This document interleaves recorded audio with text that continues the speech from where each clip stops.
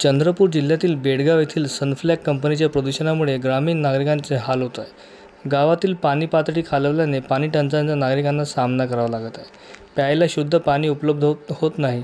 अशा विविध मागणीसाठी संजीवनी पर्यावरण संस्थेचे अध्यक्ष राजेश बेले यांच्या नेतृत्वात गावातील नागरिकांनी महाराष्ट्र प्रदूषण नियंत्रण मंडळ चंद्रपूर कार्यालयासमोर 26 फेब्रुवारीला दुपारी 2 वाजता आंदोलन केले। यावेळी प्रदूषण नियंत्रण मंडळाच्या अधिकाऱ्यांचा प्रतिकात्मक पुतळ्याचे दहन करण्याचा प्रयत्न करण्यात आला। सनफ्लॅग कंपनीच्या प्रदूषणावर नियंत्रण मिळवण्यासाठी प्रदूषण विभागाचे अधिकारी काही एक प्रयत्न करीत असल्याचा आरोप राजेश बेले यांनी लावला आहे।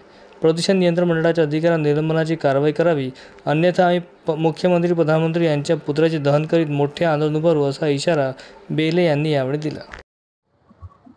आज सनफ्लॅग बेलगाव कोळसा खाणीमुळे जे घातक रासायनिक जल प्रदूषण होऊन राहिलेलं आहे, त्यामुळे आणि त्याच्या विरोधात पारदीटोला, एनसा गाव, कोंडाळा आणि बेलगाव ह्या गावातील नागरिक शोक आणि आक्रोश व्यक्त करून आज जिल्हाधिकारी कार्यालयासमोर आणि प्रदूषण नियंत्रण महामंडळ कार्यालयासमोर धरणे आंदोलन आणि निदर्शन आंदोलन करीत आहे। प्रदूषण नियंत्रण महामंडळाने ह्या कंपनीवरती प्रदूषण रोखण्याकरता कुठलीही उपाययोजना केलेली नाही। जिल्हाधिकारी साहेबांना आमची विनंती आहे की तत्काळ याच्यावरती उपाययोजना करा, आमच्या आरोग्यावरती उपाययोजना करा आणि आरोग्य चेकअप करा। त्यानंतर आमच्या गावकऱ्यांना शुद्ध पेयजल योजना राबवा आणि दूषित पेयजल योजना नष्ट करा।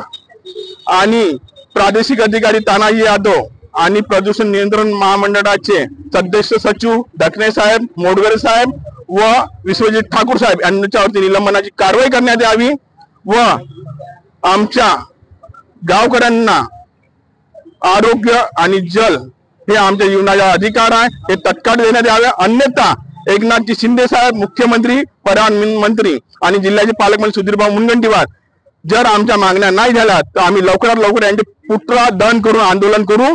माझे नाव छाया मोलदेवतडे आहे। 4 वर्ष झाले आमच्या गावामध्ये पाणी नाही, काही नाही। विहिरी पण आटल्या, बोरिंग पण आटल्या, घरगुती आटल्या, ग्रामपंचायतच्या पण आटल्या।